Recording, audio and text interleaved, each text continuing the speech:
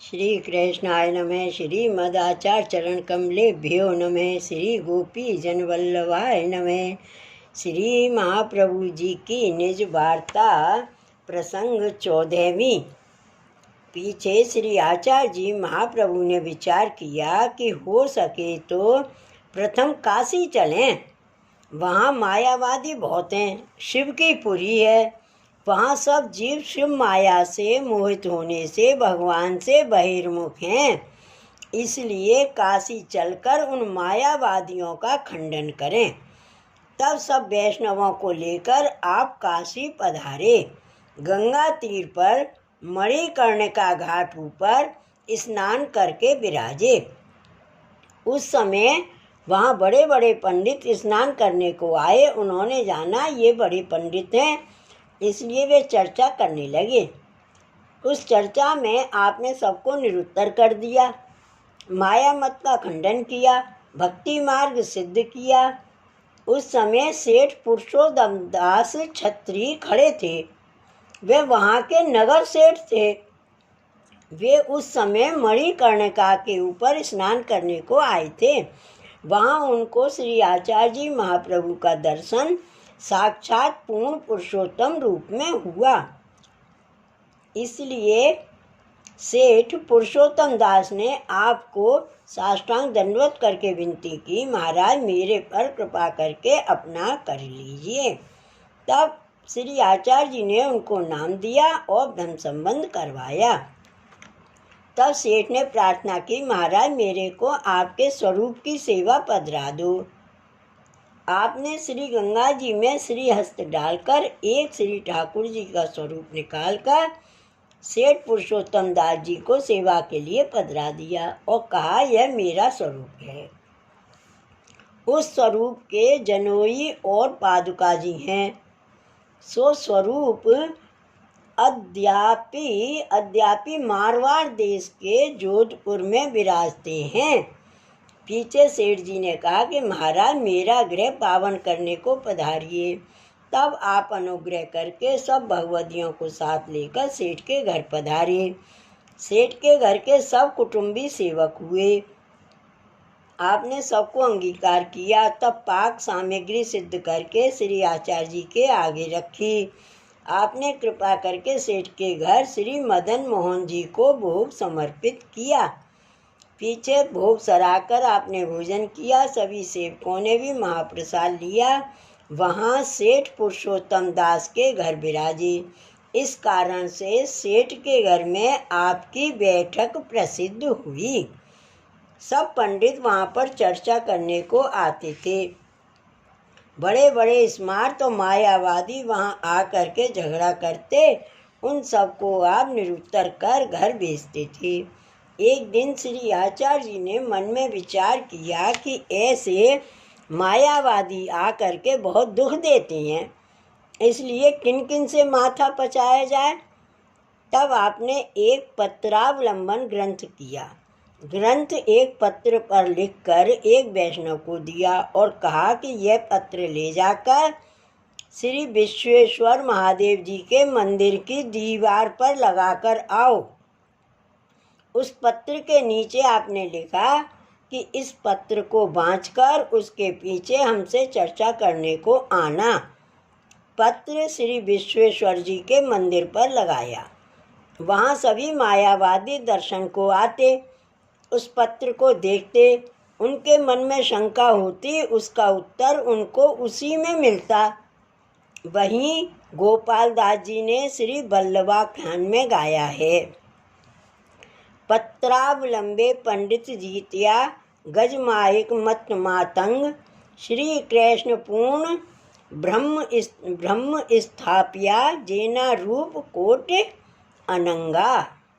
उस पत्र को बाँचकर पीछे कोई कोई मायावादी आपके पास जाता। एक दिन श्री आचार्य जी के सेवक विष्णुदास छिपा द्वारपाल ने विचार किया कि सभी मायावादी आकर के आपको श्रम करवाते हैं। यह उसको अच्छा नहीं लगा, इसलिए कैसा ही मायावादी पंडित हो उसे द्वारपाल पूछे, तुम क्यों आए हो? तब वे कहे, मैं श्री आचार्य जी से चर्चा करने आया हूँ। विष्णुदास कहता, तुम कहाँ तक पढ़े हो? तब वह बताता। श्री महाप्रभु जी की कृपा से विष्णुदास दूषण करके देकर उस पंडित को निरुत्तर कर भेज देता। पत्रावलंबन ग्रंथ इसीलिए आपने किया कि बहिर्मुखों से बार बार संभाषण नहीं करना पड़े। पीछे श्री आचार्य जी महाप्रभु सेठ पुरुषोत्तम दास के घर सुखपूर्वक विराजते थे। सेठ पुरुषोत्तम दास के घर समृद्धि बहुत थी, इसलिए वे आपकी सेवा बहुत भली भांति से करते।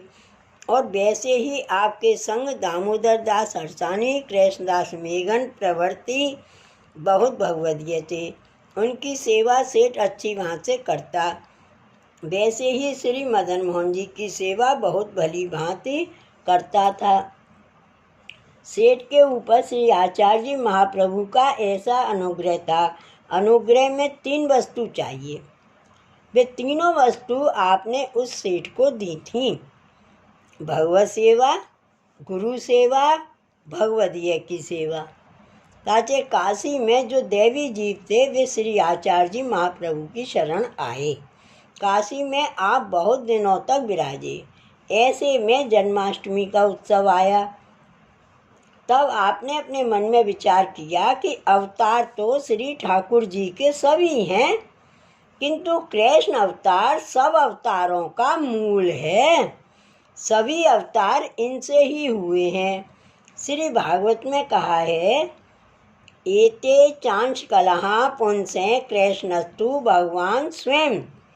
इसलिए श्री कृष्ण अवतार सब अवतारों में हमारा सर्वस्व है और हमारे सेव्य हैं। पुष्टि मार्ग इनसे ही प्रकट हुआ है। यह पुष्टि मार्ग ब्रज भक्तों का स्नेह है।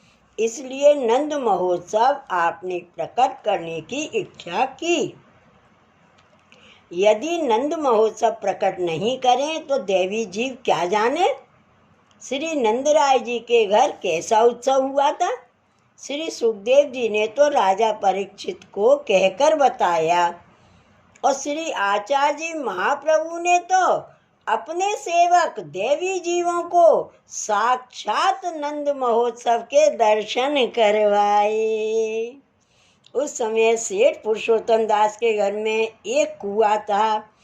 उसमें से श्री नंदराय जी आदि ब्रज भक्तों के स्वरूप प्रकट हुए और श्री ठाकुर जी तो पालने झूलते हैं, श्री यशोदा जी झुलाती हैं और ब्रज भक्त श्री नंदराय जी समेत गोप नृत्य कर रहे हैं। ऐसा उत्सव श्री मदन मोहन जी के सामने प्रथम ही सेठ पुरुषोत्तम दास के घर प्रकट किया। बहुत समृद्धि बिना ऐसा उत्सव नहीं हो सकता है। सेठ के घर जो वस्तु चाहिए थी सब सिद्धि होने से नंद उत्सव महोत्सव उत्तम प्रकार से हुआ। सेठ के ऊपर आपका ऐसा अनुग्रह था, उससे सेठ पुरुषोत्तम दास को आपने औरों को नाम देने की आज्ञा दी थी। हम तो जब भगवद इच्छा होगी तब आएंगे। देवी जीव तो बहुत हैं, उन सभी को अंगीकार करना है, इसलिए सेठ को नाम देने का अधिकार दिया। यह आज्ञा देकर आप श्री जगन्नाथ जी के दर्शन करने को पधारने की इच्छा की। कारण यह था कि उन देशों में भी देवी जीव बहुत थे, उनका भी उद्धार करना था, पृथ्वी को पावन करना था, तीर्थों को स्नात करने थे, माया मत का खंडन करना एवं भक्ति मार्ग का स्थापन करना था। इसके लिए श्री आचार्य जी महाप्रभु श्री काशी से मार्गशीर्ष बदी सप्तमी शनिवार के दिन श्री जगन्नाथ राय जी की ओर पधारे। श्री वल्लभाधीश की जय। श्री गोसाई जी परम दयाल की जय।